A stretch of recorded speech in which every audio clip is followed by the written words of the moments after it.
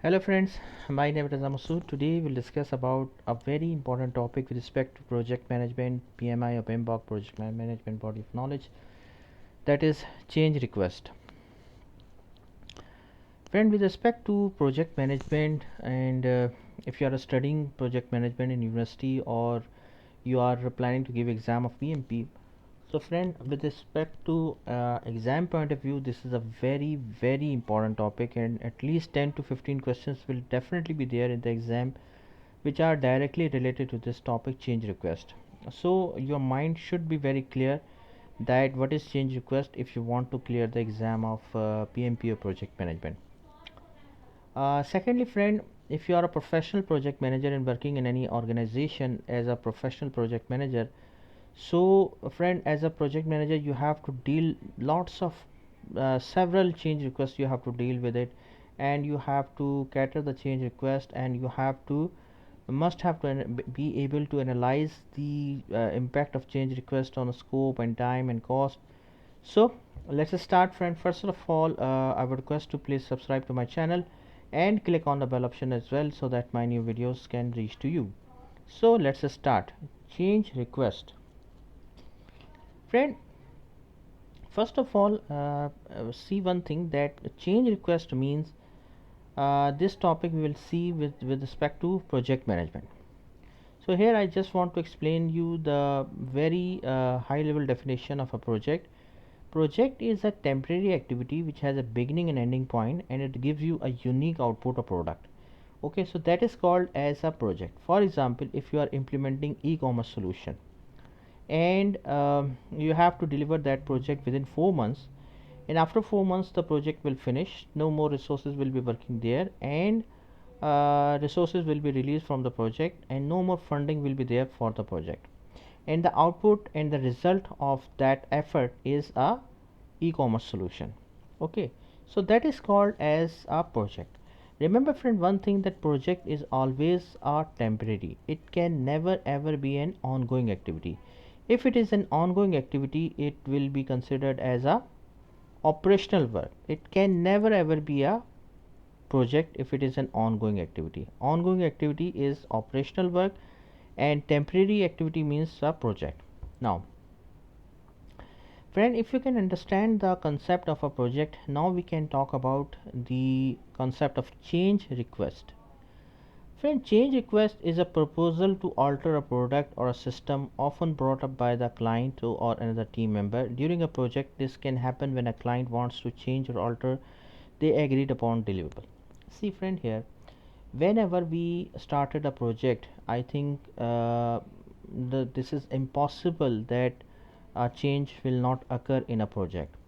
Whenever we start a project, we have to face lots of or several change requests we have to face in a project, and you should be able to handle the changes in a project. Now, friend, change means that, for example, let's take an example. uh, you are implementing a project, the scope has been defined at the very earliest stage of a project, that you need a very basic functionality. The basic functionality includes that the customer or user can log in into the e-commerce solution, he can browse the catalog of products, and he can do the payments through the just assume that through the credit card only. Okay, so this is the high level requirements which a customer needs.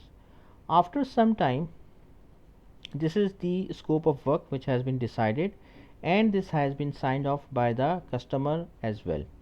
Now the scope has been locked. After some time, customer says, when the project started and progressing, so now the customer is saying that he wants one more requirement, that customer can do the comparison of one product with any other product as well. So comparison of products is also needed. So once as a project manager you review the scope of work, you found that there was no such requirement was defined at the time of a scoping of a project, and this requirement is not part of a scope of work. So based on that, you can tell the customer that it is a change request. Why change request? Because it was not part of scope of work.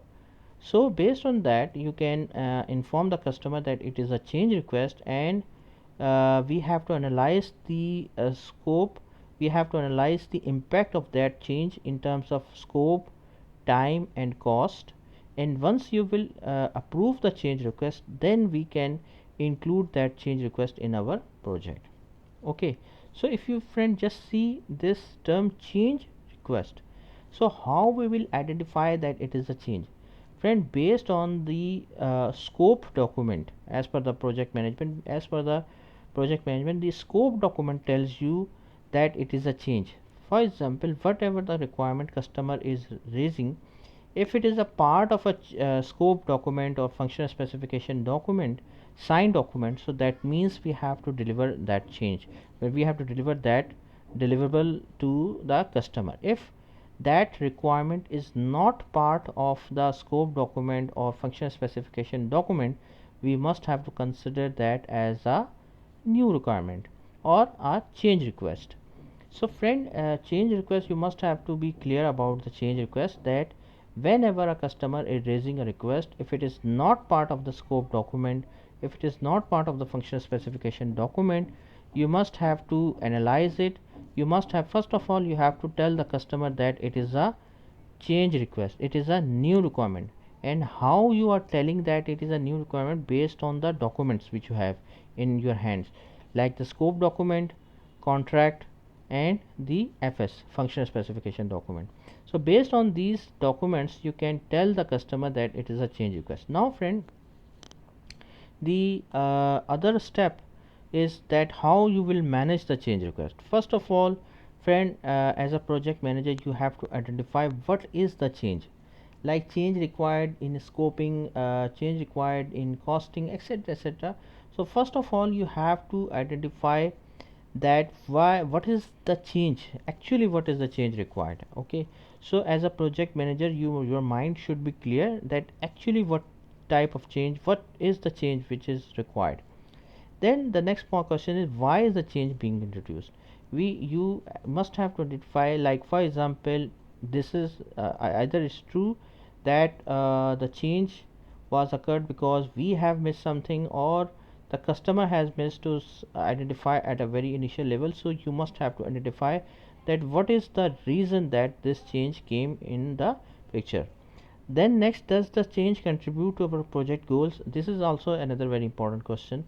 Like for example, first of all, remember friend one thing, that if a requirement is not part of scope of work and function specification document, it must have to be considered as a new requirement. However, the new requirement whichever is coming, we have to think that either it is contributing to our project goal or not.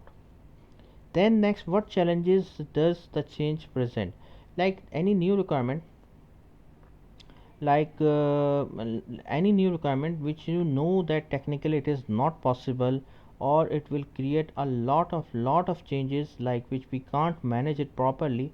So you must have to identify the change, the impact of change, like what will happen if we make that change into our impact on time, cost, scope. So what will be the impact of these change on these factors? What are the most important factors? Scoping, timing. Time means that how many, like for example, 4 months you are already delivering the project. If we include that change, so 2 more months were required. So the scope, time and cost, how much cost will be required if we include that change request in our project. Here friend, I just want to show you a very simple change request form, in which you can say the project name, change description, change reason, impact of change on the scope, budget, proposed action, associated cost, and then the approved by person, date, etc. So friend, it is a very simple form normally we use to cater the change request. It should have to this document should have to be made by project manager, and it should have to be signed by the vendor and also by the customer as well. Remember friend one thing, that the most important factor here, the impact of change. What is the change actually? What is its impact on scope, time, cost, etc.? And what is the cost actually which you need? So all these factors, all these things should be properly defined and signed off by the customer. Once the customer has signed the change request, it should become part of the scope of work and should also become a part of a project. So friend, that's all from my side. I hope you like this video. If you like, please share it with your friends and colleagues.